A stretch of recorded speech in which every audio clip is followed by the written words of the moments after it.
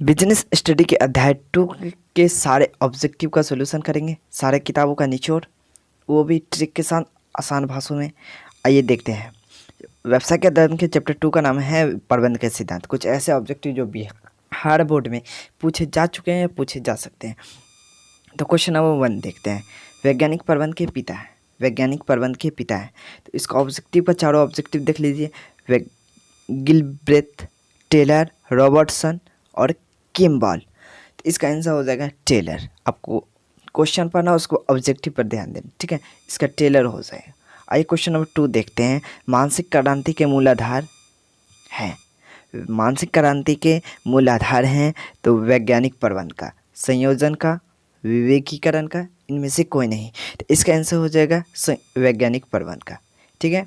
इस तरह का आपको कंफ्यूज नहीं होना चाहिए कि आप इसमें इनमें से सभी लगा देंगे। इसका आंसर हो जाएगा वैज्ञानिक प्रबंध का। क्वेश्चन नंबर 3 देखते हैं। वैज्ञानिक प्रबंध में विश्लेषण है, वैज्ञानिक प्रबंध में विश्लेषण 75%, ठीक है, 75%, ना कि 25%, 50%।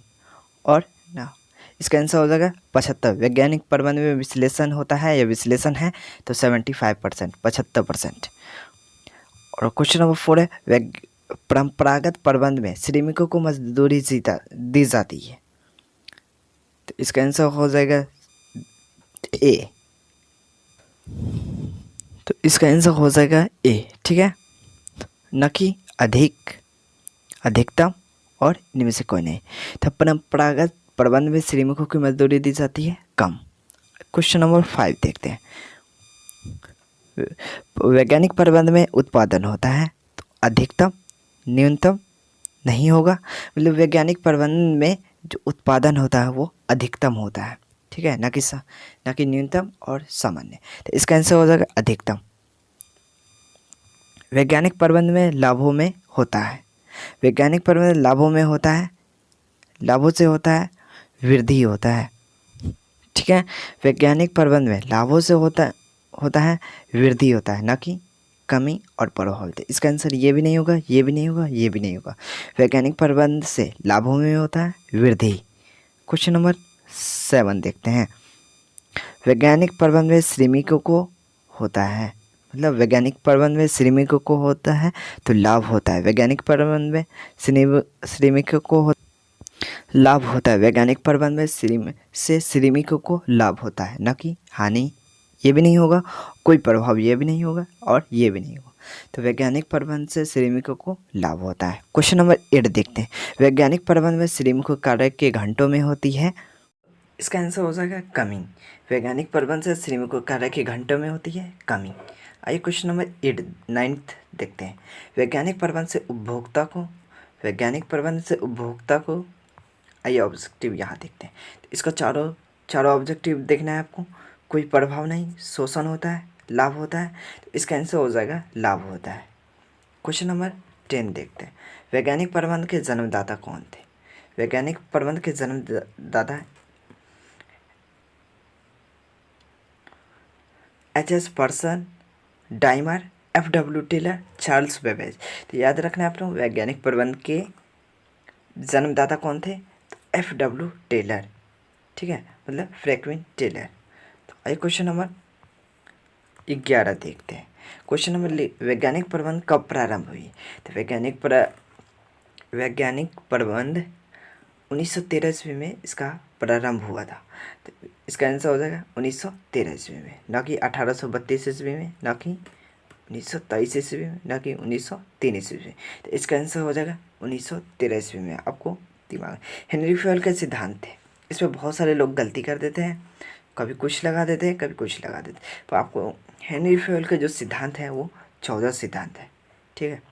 हेनरी फ्यूल के सिद्धांत 14 सिद्धांत है। हेनरी फ्यूल के सिद्धांत है 14, ना कि 5, 10, 15। 14 सिद्धांत है, आपको याद कर लेना। हेनरी फ्यूल का जन्म हुआ था, हेनरी फ्यूल का जन्म हुआ था जापान में नहीं हुआ था भाई, जर्मनी में बिल्कुल भी नहीं। इसका जो जन्म हुआ था अमेरिका में बिल्कुल भी नहीं। हेनरी फ्यूल का जन्म हुआ था फ्रांस में। इसको याद कर लेना, फ्रांस में।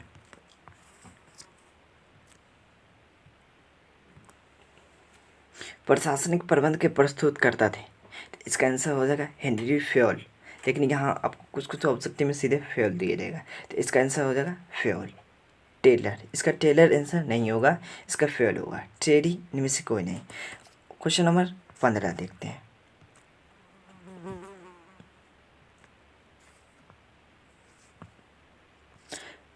प्रबंध के सिद्धांत हैं पर गतिशील, लोचनशील, सार्वभौमिक, भौमिक, इनमें से सभी। प्रबंध के सिद्धांत इनमें से सभी हुए। फिर अगला क्वेश्चन है प्रबंध के सिद्धांत नहीं है, तो सार्वभौम है, लचीले है, संपूर्ण ये है। तो इसमें सिद्धांत कौन नहीं है, तो इसका आंसर हो जाएगा संपूर्ण।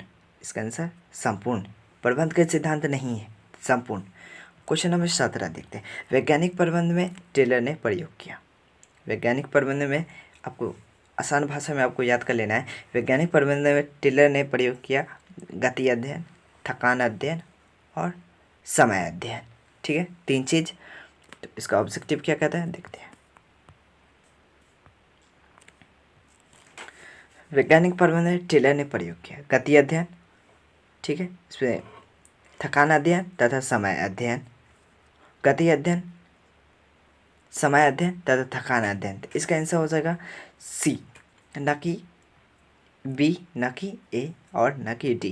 तो इसके वैज्ञानिक प्रबंध में टेलर ने प्रयोग किया गति अध्ययन, समय अध्ययन और थकान अध्ययन।